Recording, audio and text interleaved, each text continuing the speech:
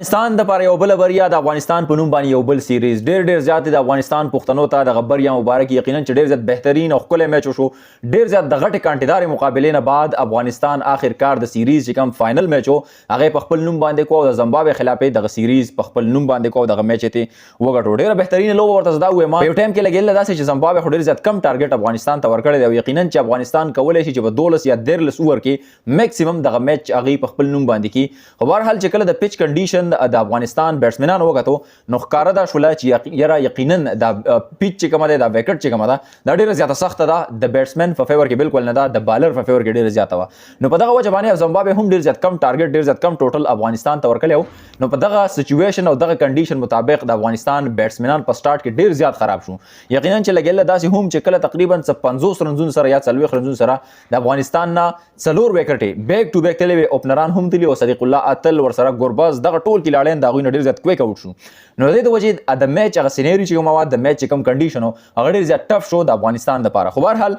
تر هغه وخته پورې زما امید او هغه یقین چې کوم دی برقرار او تر څو پورې چې ګلبدین نایب او سره چې کوم دی عظمت الله عمرزی په کریز باندې موجود نو یقین زما په ځای باندې موجود ما چې سینیئر پلیران موجود دي نو یقینا د څه قسم مسلې طرف ته نشي تللی د افغانستان ټیم او مغه شانته کې وشوله عظمت الله عمرزی بهترین لوبه په دې میچ کې په دې کنډیشن باندې پیش کړله په 37 بالونو یعنی په 29 بالونو باندې 40 رنزونه جوړ کړه ورسره د ګلبدین نایب هم ډیر زیات ښه سات ورکو دغه پارټنرشپ د وجې افغانستان دغه میچ په خپل نوم باندې کو ګلبدین ورسره هم په 22 بالونو باندې 22 رنزونه وکړه او محمد نبی اټ د اند اخیرنی مطلب د وکټری ټایم پورې ولاړو او هغه 24 رنز یعنی مطلب 40 رنز ډیر زیات ضروری په دغه ټایم کې چې محمد نبی وکړل او په دغه وجه باندې هغه دغه میچ په خپل نوم باندې کو کله بالینګ سایډ باندې افغانستان منګه خبرو وکړو کپتان راشد خان ډیره بهترینه کارکردګي په دې میچ کې وړاندې کړې ده چې څلور وکټې ترلاسه کړي او ورسره چې کوم دی عظمت الله عمرزی هم 2 وکټې ترلاسه کړي د سره مجيب الرحمن هم 2 وکټې ترلاسه کړي او دغه په وجه باندې ډیر زیات په کم ټوټل کې د زمبابوې ټیم راګیر شو دغه میچ د افغانستان په خپل نوم باندې کو یقینا چې کله ته په سیریز په سٹارټ کې ولنې میچ وبېلې نو بیا ګټل دوه اخیرنی میچونه دا ډیر ټف شي هغه په وجه دی باندې چې اورال ټیم باندې یو قسم له پریشر کریټ شو دغه پریشر د وجې دغه دوه میچونه هم تبهلل شي